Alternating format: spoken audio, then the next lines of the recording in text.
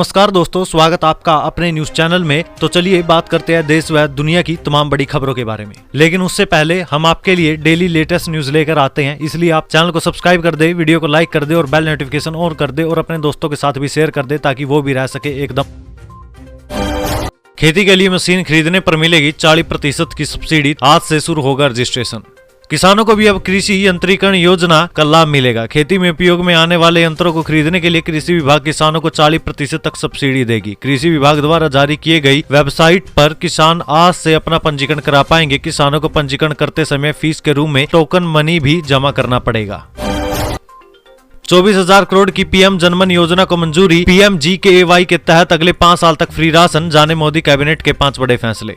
PM Modi की अध्यक्षता वाली केंद्रीय कैबिनेट की बैठक में पीएम जनजाति आदिवासी न्याय महाअभियान को मंजूरी मिल गई है। बुनियादी सुविधा मुहैया कराने वाली इस योजना को पीएम जनमन स्कीम नाम दिया गया है और इस पर 24,100 करोड़ रुपए खर्च होंगे। इनमें से 15,300 करोड़ रुपए केंद्र सरकार, जबकि बाकी बचे हुए राज्य सरकार द्वारा दिए जाएंगे। स्कीम को 18 राज्यों में लागू किया जाएगा और कुल 28,16,000 आदिवासियों को इसका फायदा मिलेगा। स्कीम के तहत ट्राइबल्स को बुनियादी सुविधाएं जैसे घर, रोड कनेक्टिविटी, साफ पानी, mobile medical unit, solar street lighting और मोबाइल टावर आदि मुहैया कराए जाएंगे। वहीं सरकार ने करीब 80 करोड़ गरीब लोगों को हर महीने 5 किलोग्राम मुफ्त खाद्य सामग्री देने से जुड़ी PMGKY योजना को अगले 5 वर्षों के लिए बढ़ा दिया है। सूचना एवं प्रसारण मंत्री अनुराग ठाकुर ने जानकारी देते हुए कहा कि प्रधानमंत्री गरीब कल्याण अन्न योजना को 1 जनवरी 2024 से अगले 5 साल के लिए बढ़ा दिया गया है। योजना को पहले 31 दिसंबर 2023 तक बढ़ाया गया था। 4 महीने बाद पाकिस्तान से भारत लौटी अंजू प्रेमी से शादी करने के लिए गई थी। अट्टारी बॉर्डर पर बोली, मैं खुश हूँ।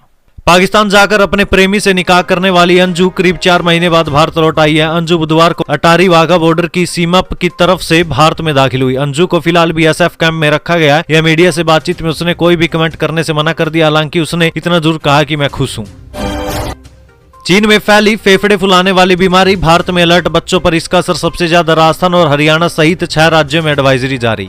चीन में फेफड़े फुलाने वाली रहस्यमयी बीमारी को लेकर केंद्र सरकार ने राजस्थान, कर्नाटक, गुजरात, उत्तराखंड, हरियाणा और तमिलनाडु को अलर्ट जारी किया है। इसके बाद राज्य सरकारों ने हेल्थ डिपार्टमेंट को सांस से जुड़ी बीमारी के मरीजों के लिए तैयार रहने का निर्देश दिया। राज्य सरकारों ने लोगों के लिए एडवाइजरी जारी की है। इसमें लोगों को भीड़ भाड़ वाली जगहों पर मास्क का इस्तेमाल करने की सलाह दी गई है। पीडियाट्रिक यूनिट्स में बच्चों के इलाज के लिए पूरी व्यवस्था करने को कहा गया है। चंडीगढ़ गर्ल्स PG के बाथरूम में लगाया वेब कैमरा, केरला मूवी देखकर पैसे के लालच में इंस्टॉल किया, युवती और उसके बॉयफ्रेंड को छोड़ा। चंडीगढ़ स्थित PG के बाथरूम में वेब कैमरा लगा, साथ ही लड़कियों की अश्लील वीडियो बनाने का मामला सामने आया। ये कैमरा गीजर के ऊपर छिपाया हुआ था। जैसे ही इसका पता चला तो कैमरा देखने वाली लड़की ने PG के मालिक को बताया, जिसके बाद पुलिस को शिकायत दी गई। PG के मालिक यशपाल बजाज ने कहा है कि आरोपी लड़की ने 4 दिन पहले ही उनके यहाँ किराए पर मकान लिया था। पकड़े जाने के करीब 3 घंटे पहले उसने ये कैमरा बाथरूम में लगाया था। उसने ये कैमरा केरला मूवी देखकर लगाया था। उसके साथ ही आरोपी ने उसे पैसे कमाने का लालच दिया। पैसे के लालच में ही उसने कैमरा इंस्टॉल किया। शिकायत के बाद पुलिस ने लड़की और उसके बॉयफ्रेंड को गिरफ्तार कर लिया। दोनों आरोपियों के खिलाफ IPC की धारा 354C, 509 और 66 IT एक्ट के तहत मामला दर्ज कर लिया है। अब दोनों को जमानत पर छोड़ दिया गया। लड़की ने कहा है कि उसके बॉयफ्रेंड ने ही 3 दिन पहले ये कैमरा उसे लगाने को दिया था। आरोपी लड़की उत्तर प्रदेश के देवबंद से यहाँ पर IELTS की तैयारी करने आई हुई है। किसी की बहू भागी और किसी के बेटे, किसान नेताओं पर खट्टर के मंत्री के बिगड़े बोल। अब वापस हो चुके 3 कृषि कानूनों के खिलाफ प्रदर्शन कर रहे किसानों पर हरियाणा के मंत्री की टिप्पणी ने विवाद खड़ा कर दिया। उनका कहना है कि विरोध कर रहे किसानों की बीवियां और छोरियां भाग गई थी। केंद्र सरकार ने साल 2021 में 3 कानूनों को वापस लेने का फैसला कर दिया था। इससे पहले किसानों ने दिल्ली की सीमाओं पर जमकर प्रदर्शन किया था। हरियाणा सरकार के कृषि मंत्री JP दलाल ने प्रदर्शनकारी किसानों को बेकार करार दिया और कहा कि उनकी पत्नियां भी उनकी नहीं सुनती है। भिवानी में कार्यक्रम के दौरान दलाल ने कहा कि यहाँ बैठे रहते थे कुछ लोग, किसी पर 5 मुकदमे उल्टे उल्टे काम कर रखे थे, किसी की बहू भाग रही थी, किसी की छोरी भाग रही थी। मंत्री का कहना है कि ऐसे लोग अब उनके पास आ रहे हैं और जुड़ना चाहते हैं। उन्होंने साफ किया कि ऐसे लोगों के साथ जुड़ने से साफ इनकार कर दिया है। खालिस्तानी तत्वों पर कार्रवाई करे नहीं तो देर हो जाएगी, कनाडा के नेताओं की जस्टिन ट्रूडो को चेतावनी।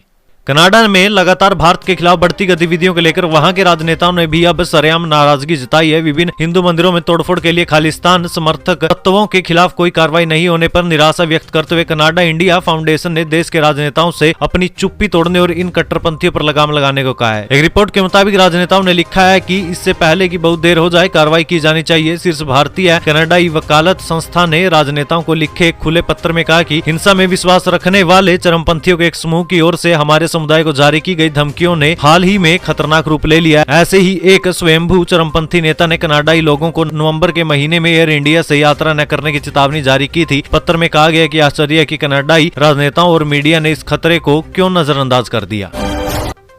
दिल्ली वालों, सीएम केजरीवाल ने किया बड़ा ऐलान, नगर निगम में निकलेगी 6000 से ज्यादा नौकरियां।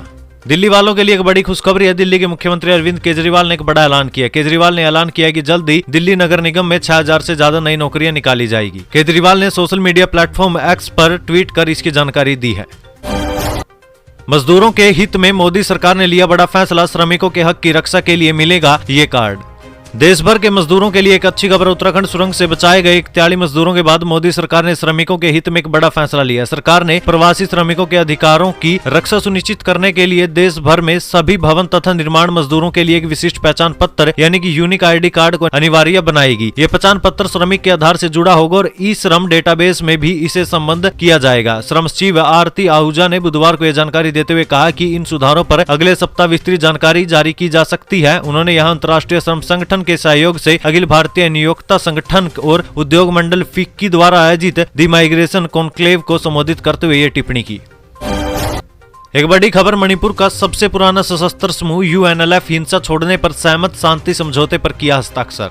केंद्रीय गृह मंत्री अमित शाह ने बुधवार को कहा कि मणिपुर के सबसे पुराने उग्रवादी समूह यूनाइटेड नेशन लिबरेशन फ्रंट ने केंद्र के साथ शांति समझौते पर हस्ताक्षर किए हैं। शाह ने ट्विटर पर एक पोस्ट में कहा, एक ऐतिहासिक उपलब्धि हासिल हुई है। पूर्वोत्तर में स्थायी शांति स्थापित करने के मोदी सरकार के अथक प्रयासों ने आज नई दिल्ली में यूनाइटेड नेशन लिबरेशन फ्रंट के साथ एक शांति समझौते पर हस्ताक्षर किए, जिससे पूर्ति का एक नया अध्याय जुड़ गया है। एग्जिट पोल से पहले पीसीसी चीफ डोटासरा का दावा, राजस्थान में लौट रही है कांग्रेस सरकार।